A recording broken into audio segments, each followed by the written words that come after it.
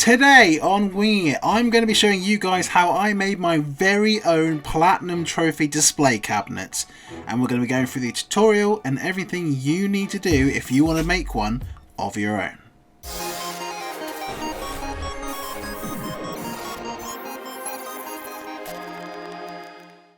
So this is my current display that I have on the wall. It's basically a glossy card display, basically. We've just printed trophies on it, little white boxes so you can write what the game is, what number they are, and you know, it served me well, it's done its job, but it doesn't look very professional, it looks a bit childish, and it's getting a bit tatty because all the corners are starting to get bent and the sides starting to get a little damaged.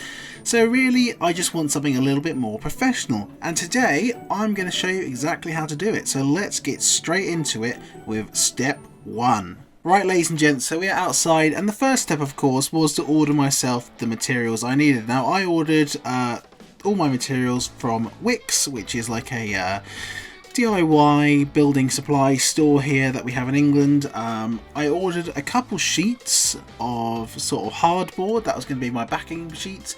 I also ordered 2 different sizes of plain timber. One I believe is 24mm wide, the other bit is 48, I believe. They're both 18mm thick. You can see it all lovely in there. What you can't see, however, is a plastic sheet. That should have been there. That is yet to arrive at this time, but will be featured in the video shortly. First off, we measured the materials that we need to do. I had already planned this out on paper beforehand. You can see me working for my diagram. I believe I actually took footage of that to show you guys. Hopefully you can see that now. First of all, I marked out the wood. It was fairly simple. It was just about well, there were just lots of identical measurements really, so all I had to do is measure it out and then cut them all very quickly. It didn't take very long at all. Once that was done, I had to piece it all together. I started off by building the base. It's very simple. It was just a rectangle base, 2 screws and a little bit of glue. Well, actually, I didn't put glue in it, just 2 screws. I decided 2 screws was going to be enough, to be honest. It was indoors, it isn't going to get a lot of movement. With boxes assembled, we had to move on to the backing sheet, which, as I mentioned before, was a sheet of hardboard. I decided to go for hardboard and not plywood because it's just simply cheaper and a little bit easier to work with for this sort of thing. So all I did is laid the base of my display cabinet on top of the board, drew around it so I had a rough template, and then just cut it out and screwed it on to the back of the box. So as I mentioned earlier, I'm having some plastic sheets delivered soon, or one plastic sheet, which is going to be the kind of the glass in the display cabinet, but obviously not glass, because one glass is much heavier and much more expensive, and it's just easier for me to make out of Perspex sheet. Now, in order to incorporate this into the door, I had to cut some grooves out on the inside of the door, and that means I had to go through the rather laborious process of using my multi-tool to cut this groove out, which you can see me doing here. It took a long while. It's not the funnest job in the world, but if you do it carefully and you make sure you do a good job, you can easily create a nice little groove for the plastic to sit into when it arrives. Once I'd finished tidying up a bit and getting rid of all of the sawdust that I had just produced, I decided to move on to the next one, which was actually fixing and planning where the hinges and the handles were going to go.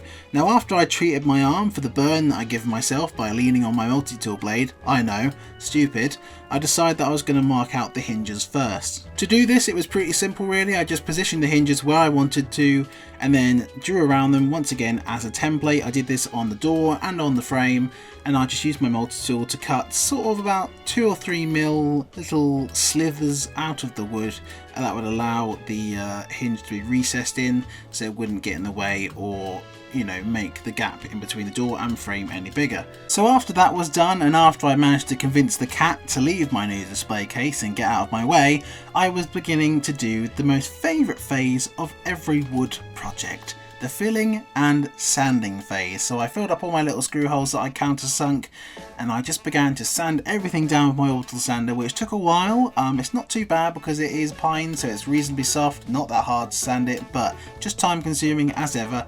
And always the kind of least favourite part of the project, but you do have to do it, otherwise it would just be very horrible to use.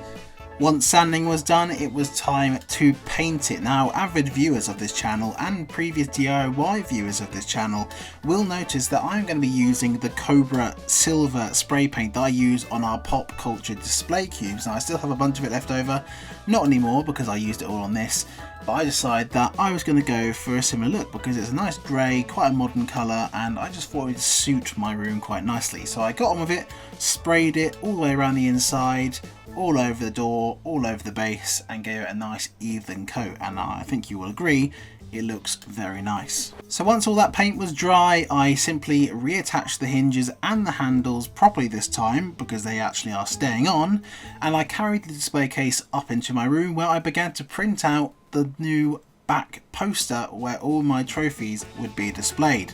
As you can see, I was having a little bit of a play around with the graphics on here whilst watching the snooker. I basically in the end decided I was rather than having lots of platinum trophies on there, I'd rather just have a nice display with a nice grid on it that I could use to write the games in them, because before I didn't really have a lot of space, and I had to really write small, so I wanted a lot more space this time to make use of my massive cabinet, and by God I got it. Unfortunately, during the printing process, my printer decided to run out of ink, which was a slight handicap, but however it wasn't so much of a problem because, as I mentioned earlier, I am still waiting for the plastic sheet to be delivered at this point. However, the ink came a couple days later and I was able to finish printing the sheets, and the plastic came as well. So I finished printing my poster, wrote all the lovely little numbers on there, and wrote all of my platinum trophies on there, which took quite a while to do all the numbers and those, and I stuck it up inside my new display case. Now, if you're wondering how I attach the display case to the wall, it's fairly simple. Just 3 holes, 3 raw plugs and 3 screws. I didn't bother to show it because it was probably the most basic part of the whole thing. Just drill 3 holes, put screws in. Fairly simple.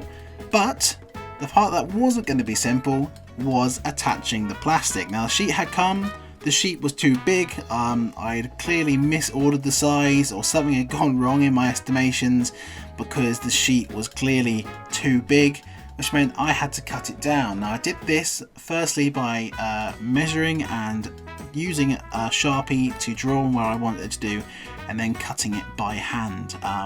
Unfortunately, a couple of little surface cracks did appear, but fortunately enough as well, they actually are hidden behind the bit that we cut out with the multi-tool earlier, so you can't see them, thankfully. To fix the perspex into place, I had a number of different ideas. I thought about using some sort of silicone glue, just sort of pinning it in there, but in the end I decided I wanted to do something that was going to be quick and manageable, so I got my hot glue gun out and just ran a bead of hot glue around the outside and then pressed it into place and went back after it was dry to secure it even further.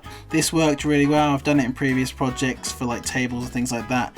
A lot of people don't always say hot glue is a very professional way of doing it, but sometimes I think if you use it properly, it can definitely be a very useful tool to have, and for this project it works very well. It's not really holding a lot of weight, it's not really doing much except just keeping the plastic in place, and that's really all I need it to do.